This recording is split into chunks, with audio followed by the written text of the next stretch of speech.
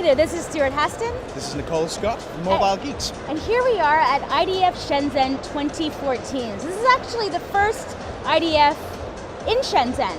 Previously it's been in Beijing. So I've been to the past 3 up in Beijing, and I have to say this one was a lot busier than all the other ones. This is actually your first IDF. This is my first IDF, and yeah, it's been great. And I think the fact that they moved to Shenzhen actually speaks volumes.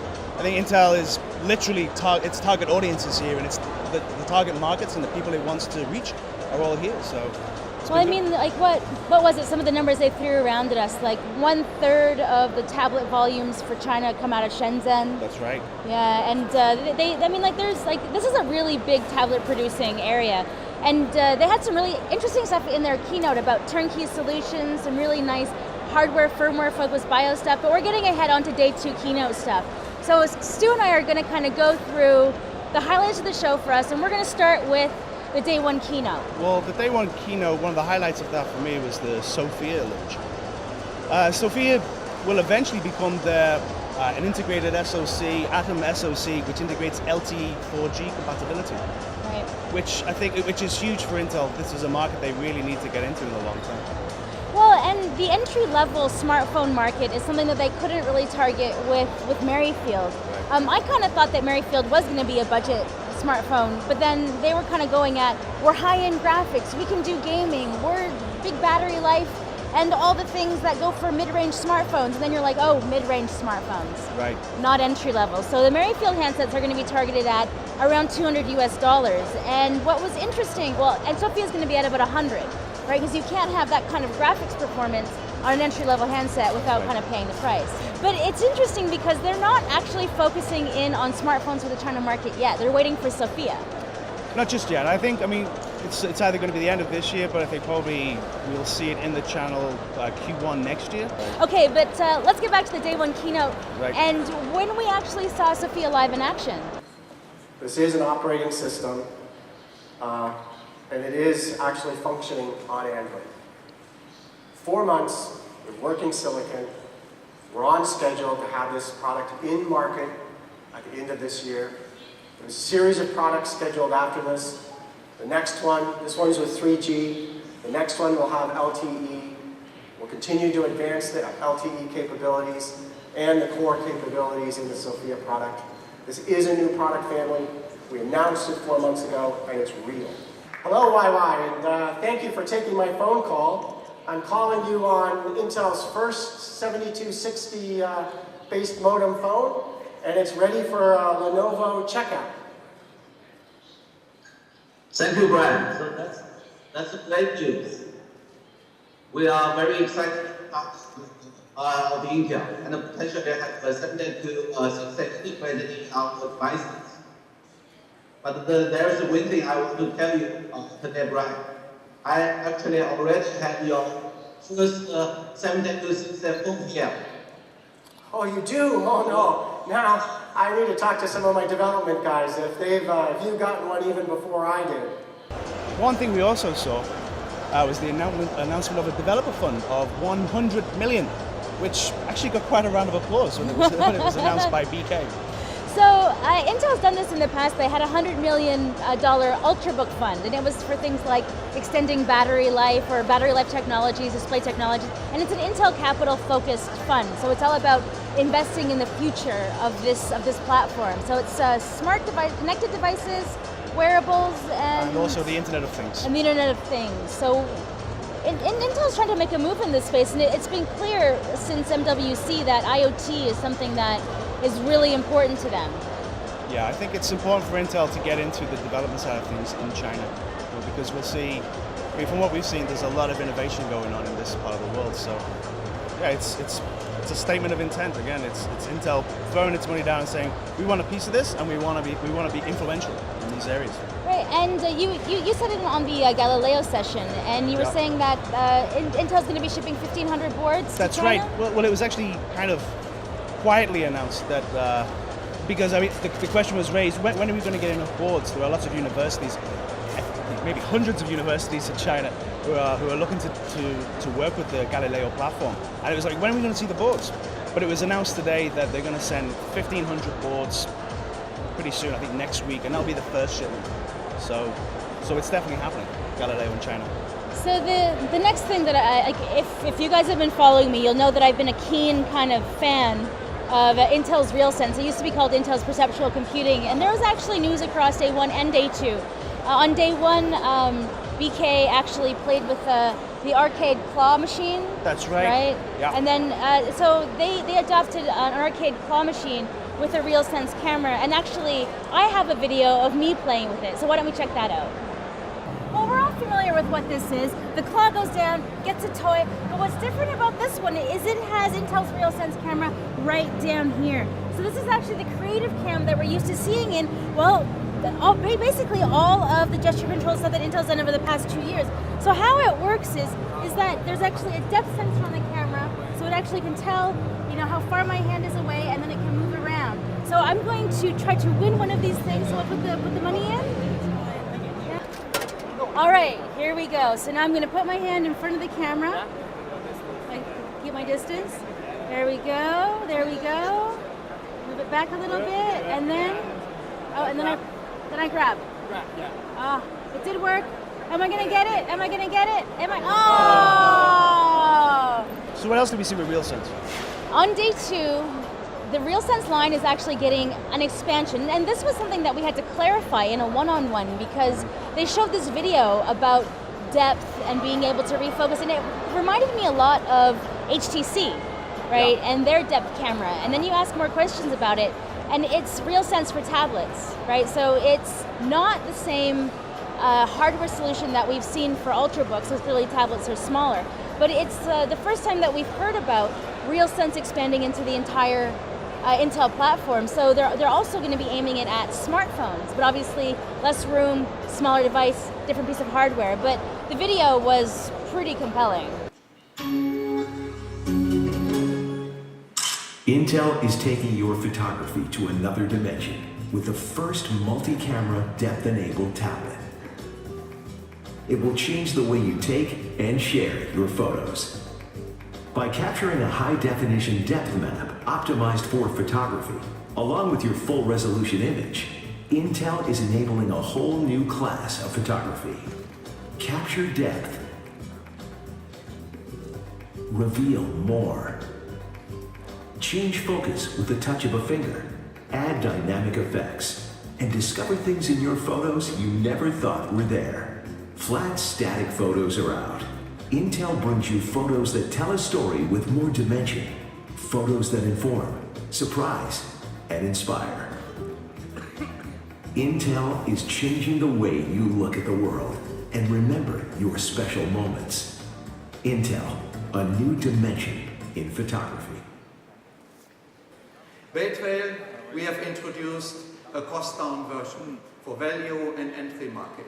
That is available now, and it is common for Windows as well as for Android.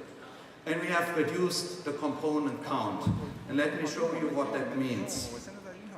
This is the sofa Baytrail as we had it up to today, and this is the new Baytrail platform. And what did we do? What is very obvious, we have reduced the space on the printed circuit board.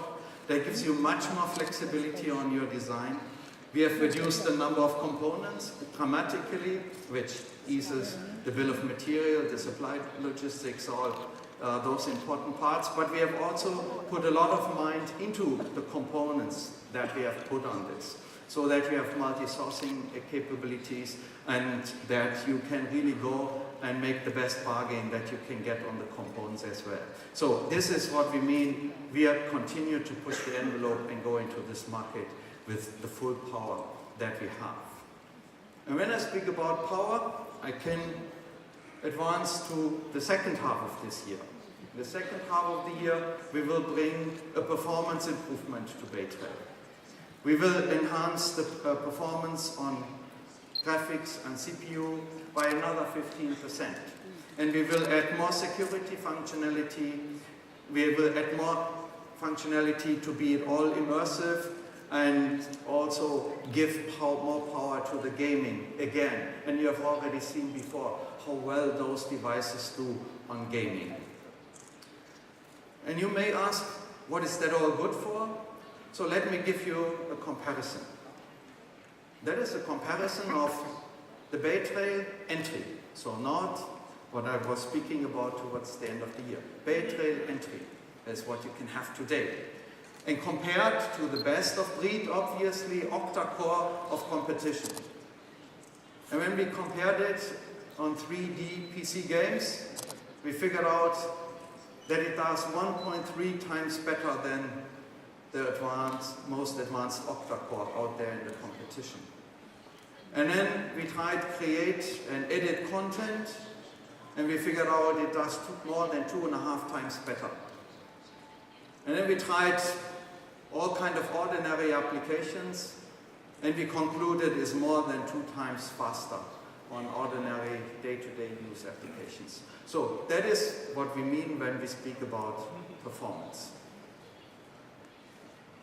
Let me change gears on you and speak to the LTE solution. We shipped it as of Q3 last year, so it's now already for some time in the market. It's a very solid LTE solution. It is a Cat 4, and it has up to 150 megabit per second, and it will be our working cost for the entire year.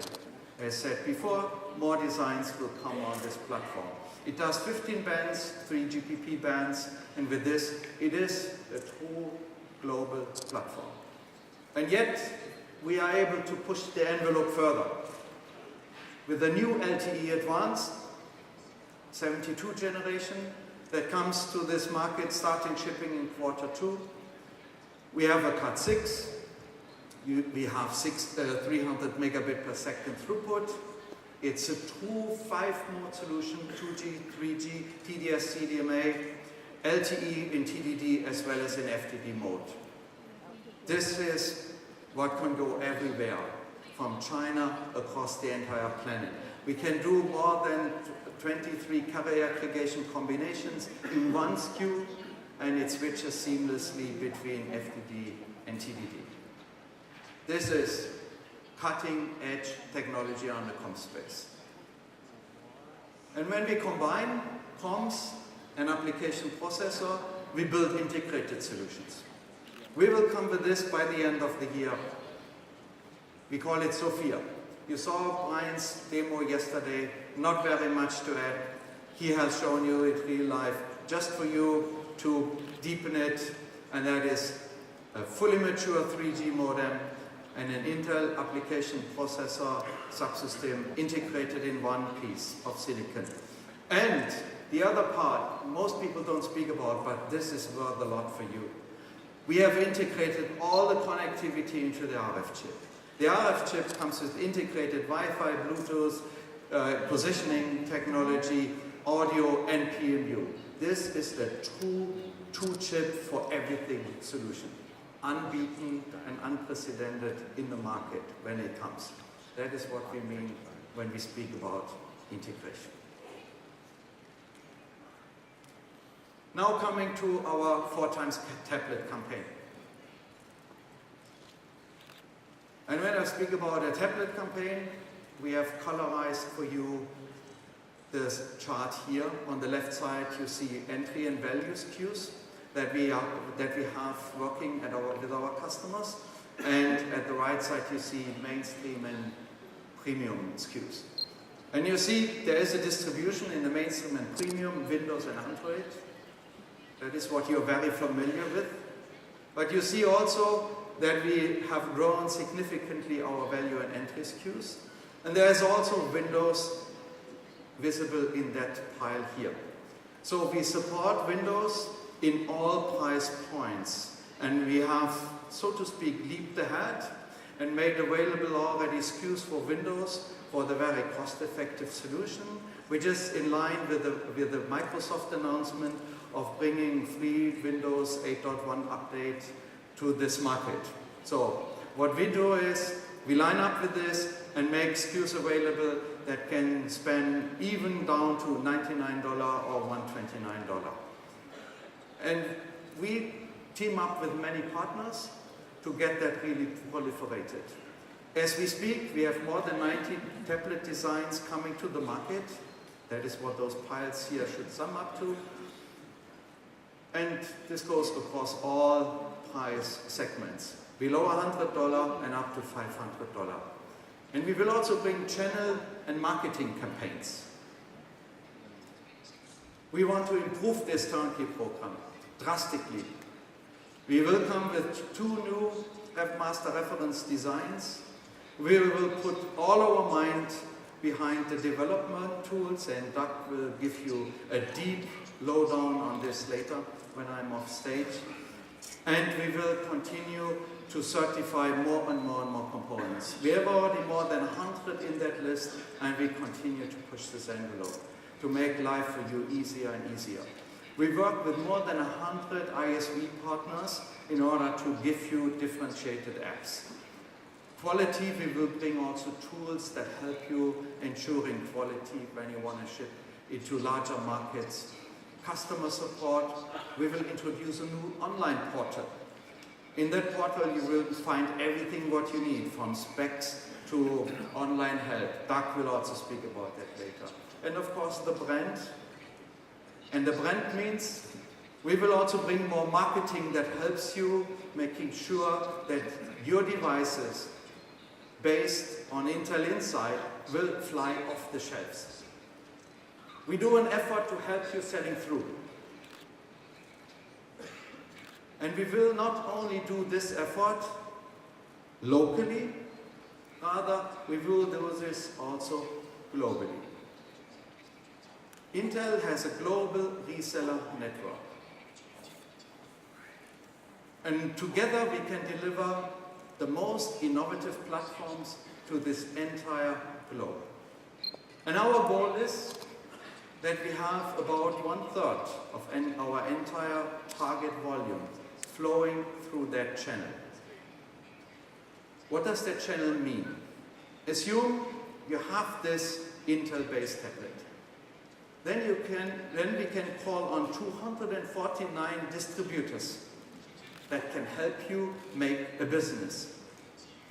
And you can count on 140,000 retailers and resellers help you proliferate into this entire consumership of 150 countries. This is what I mean when I speak about teaming up with Intel. And then we take a leadership position.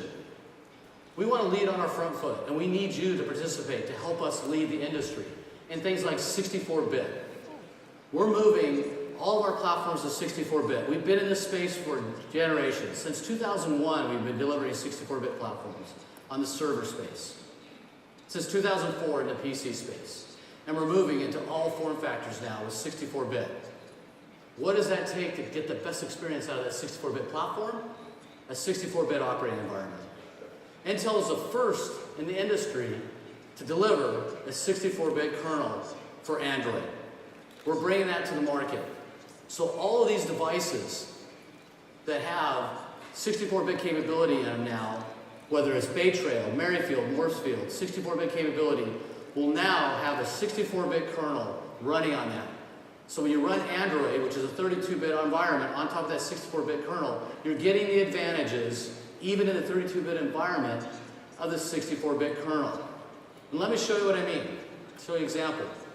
We're going to bring up a Bay Trail system, and on the left of the screen, you'll see a 32-bit application, Android application, ray tracer, running on a 32-bit kernel. On the right, you have a 32-bit Android application taking advantage of a 64-bit kernel and the libraries. And you can see the performance difference already without even having a full 64-bit stack. The 32-bit application on a 64-bit kernel is already taking advantage of the performance we're bringing in our platforms and the combination of the software. This is compelling, and we're going to continue to drive this and lead this with you in the industry. The second element is having world-class tools and support. You know, one of the things that's clear is that you want to drive these solutions in the market with velocity and quality. So I'm proud to announce that we're developing and deploying the Device Developer Resource Program, and we brought it here to China. How did we build this program? We built it with you in mind. We came here to China and sat with the developers, building these devices to drive the requirements into what we're delivering to you. It has 3 key elements: the Resource Center, tools, and then events and training. And let me talk about that. The Resource Center is the one place you need to go to get all this information. We have a single portal that gives you all the information you need to participate and optimize a device on Intel architecture with Android. Nothing hurts the bottom line of a manufacturer more than returns. And this will reduce the number of returns you get for quality issues because you're getting the latest and greatest capabilities on your platform automatically. Now I want Chuck to show us an example of one of those tools and how it'll look when you start participating with it, and how seamless and easy it is to get the latest information onto your platform. Chuck? So Doug, one of those tools you were talking about was UBMS. That's Unified Binary Management Suite. And like you said, our developers have numerous components and OSs and operating systems that they can use. So we want to make that nice and simple and easy. So let me give you an example of how we do that. Right here, I've already started a build. Now you can see I've got Intel Bay Trail as my processor. I've got Android as my OS, but it could be any OS. It could be any operating system that we want to put in there. I got a couple other components. I got micro HDMI, and then again, I've got this choice of components over here. So let's go ahead and pick, let's say a Panasonic peripheral. We'll drag that in. And now, like you said before, it had been a lot of work to create that firmware solution, but now we just come up here, we hit build, and in a matter of seconds, our tool is going to take those devices that are unique to that software designer and developer and merge them together and come up with a firmware that's ready to use and deploy. That is fantastic work, guys. That's what we're bringing. That's the kind of innovation we're bringing because we got feedback from you about how you want to operate and how you want to accelerate and raise the quality. You're going to build devices that are going to have special techniques, special capabilities that have great performance expectations. And because of that, we built another tool called the Intel System Studio, which allows you to look deeper into that device and find opportunities to improve the performance of that device. So let's take a look at an example of how this tool can be used to improve the graphics performance on one of these devices. So Doug, now we've got one of our platforms, and we have a movie on here, so let's go ahead and play that. Now, our movie's going to play, but it's not playing the way it should be. It's a little slow. We got some pixelization. You can see we're dropping some frames. Now, we've played this movie before on these hardware platforms, so we know it's not really in the hardware, but we probably have an issue in our software stack. So we're going to use that development suite that you were talking about, which has hooks into all our Intel processors. It can go in there, it can look at all the sensors, the voltage regulators, and pull that data in. Then we can then use our Intel Energy Profiler to dig even deeper to see how our processor is behaving. So let's take a look here. On the screen above me, we've got that Intel Energy Profiler with the video in the middle. And you can see right here at Core 1, I've got a bunch of energy spikes, or CPU spikes, that I wouldn't really be expecting when I'm playing a movie, because the GPU should be doing most of the work. So let's go ahead and dive in there and find out if we can find out where that CPU usage is coming from. Now, if I go into the profile of what it's showing, it looks like line 2 here, my timer compute. I really wouldn't expect that during a video playback. So we're just going to double click on that. And our software tool is going to go right into our code and find the exact line of code that's making that CPU call. Now I can talk to my software developer, we can find out what the problem is with this one line of code, and we can fix it really quickly. That's so cool. What you just saw is what we call a hotspot. It's a place in your code that's causing problems. And with these sophisticated tools we provide, it allows you to find those hotspots in your code quickly and allow you to isolate the issue and fix it as quick as you can to deliver that great experience. An interesting little piece of news that was thrown in was that there's going to be 20 Chromebooks launched this year, whereas last year there was 4 models, right? So Intel's pretty keen on getting a lot of new platforms out on Chrome OS. So Chrome and Android are definitely 2 platforms that they're looking to support. Braswell is going to be a big part of that. But what's more interesting is that when they brought in all the turnkey solution stuff after that, it just made it so clear that Bay Trail is here to stay in Shenzhen. They announced the entry-level version of that, so smaller footprint. What else was it? It was smaller footprint. Well, I think they're actually trying to do something quite similar to what MediaTek have been doing for years. It's like, we're not just going to give you the processor, we're going to give you the processor, the platform, the software, the support. We're going to make it as easy as possible. And I think Intel has to get in at that level if they're going to compete in that space, especially in this part of the world, in Shenzhen.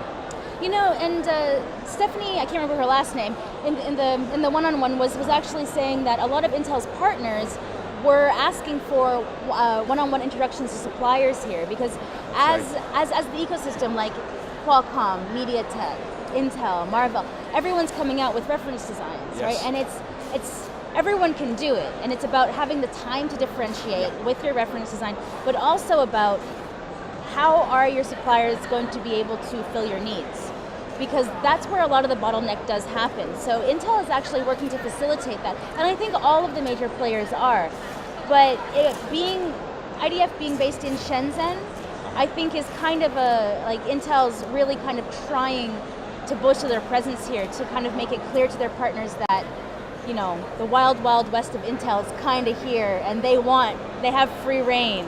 Like, whereas before they never really had, or like the tablet division never really had the kind of tip of the hat from the rest of the company to kind of just bullishly enter. Well, one thing I really took from that meeting was that Intel's really trying, Intel in China now, that they have this kind of autonomy because things move so quickly. The supply chain is so fluid that you have to move quickly, and these manufacturers, they're connected in so many levels. Some of them are ODMs, OEMs, some of them are SIs, and the way they connect and interact with each other, Intel's really trying to figure that out at this stage, and I think that's kind of the real takeaway I got from Stephanie there today.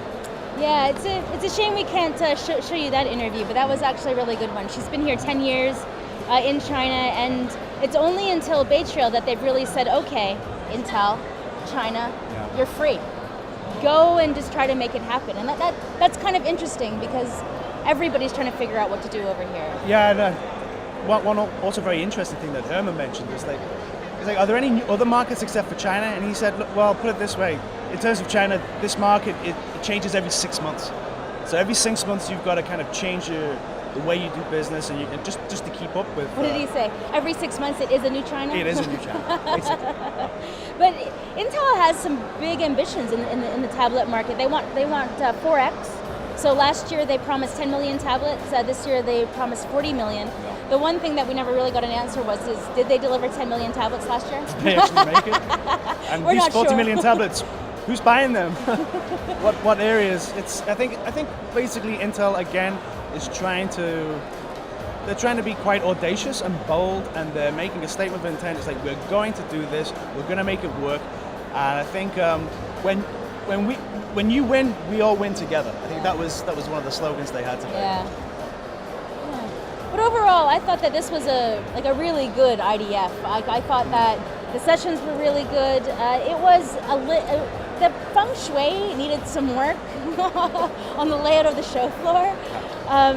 It just felt overly busy on the show floor and average, I'd say, in the sessions. Actually, you said it on more sessions than I did. What was the kind of buzz around? Well, come on, this is a city of 17 million people. And how many people are involved in this side of the industry? How many people are attending this event? I think a lot of the sessions were very busy. I also found in some of the sessions that I attended mostly the English language sessions. They had translators, and there were lots of questions and back and forth. It was really good. It was quite exciting. Had an edge to it. So IDF 2014. Yeah, it's been a good 2 days. We're actually going to be sticking around in Shenzhen to go visit Huacheng Bay, and we're going to be going to Maker Faire Shenzhen as well, which is going to be awesome. Not gonna lie, you guys should all be jealous. So this has been Stuart Haston. This is Nicole Scott. For Mobile Geeks here at IDF 2014.